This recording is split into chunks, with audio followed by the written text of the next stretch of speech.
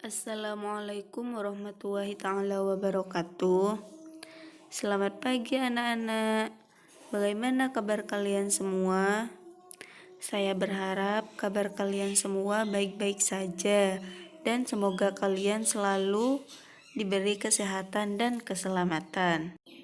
Nah, pada pertemuan ketiga hari ini kita masih belajar mengenai sistem reproduksi manusia. Di antaranya yaitu yang pertama kita akan membahas materi fertilasi, yang kedua gestasi, dan yang ketiga persalinan. Yang pertama yaitu fertilasi atau pembuahan.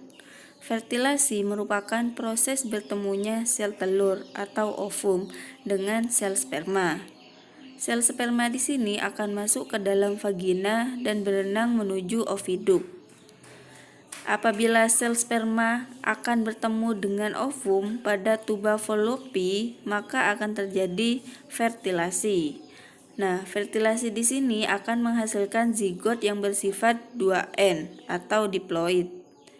Zigot akan membelah secara mitosis menjadi blastula dan zigot akan melekat pada endometrium.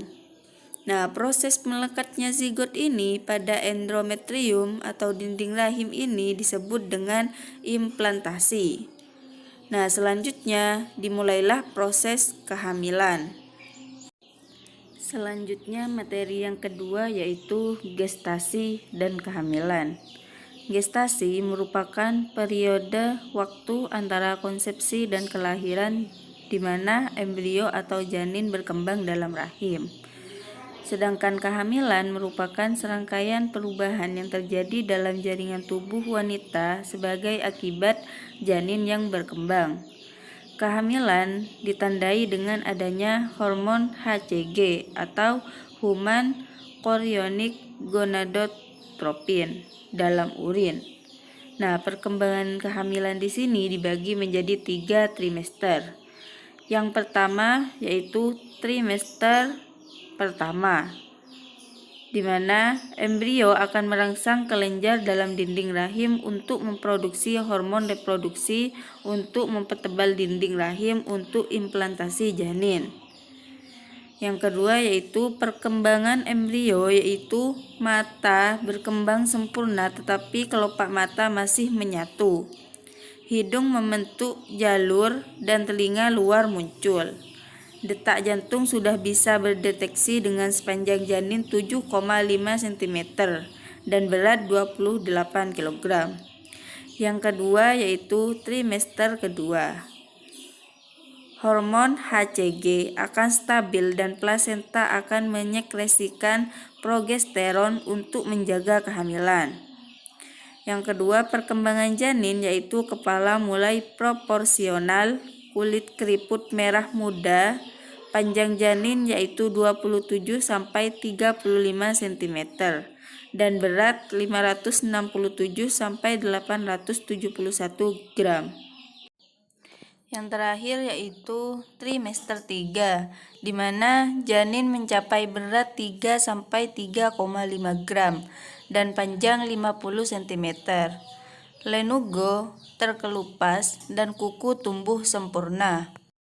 Selanjutnya, materi yang ketiga yaitu persalinan, di mana proses kelahiran bayi diawali dengan meningkatnya hormon estrogen. Nah, hormon estrogen di sini berperan mengatasi pengaruh hormon relaksin dan prostaglandin.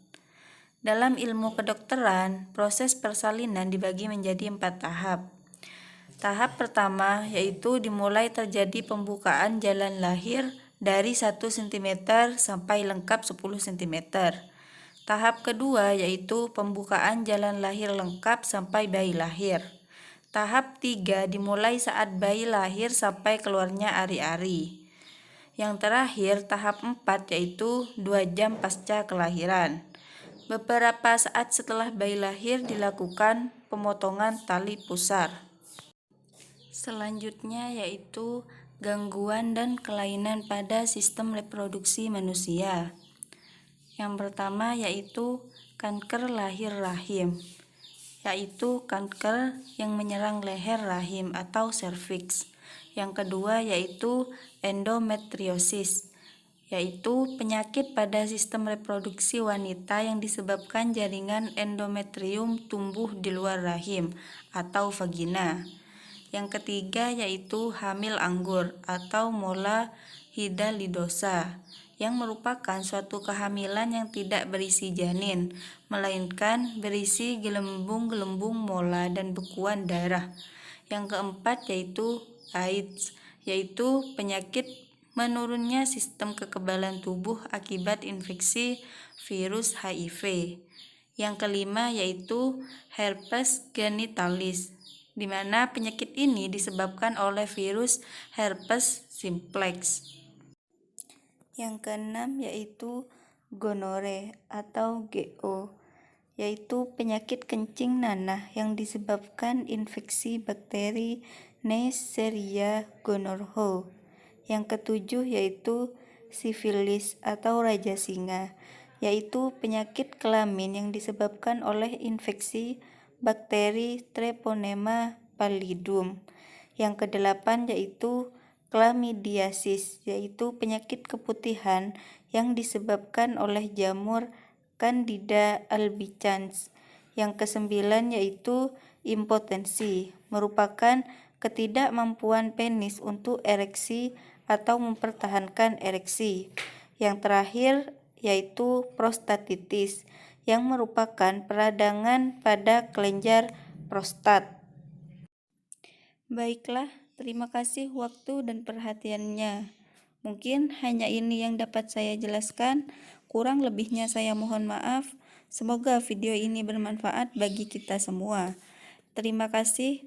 Wassalamualaikum warahmatullahi taala wabarakatuh.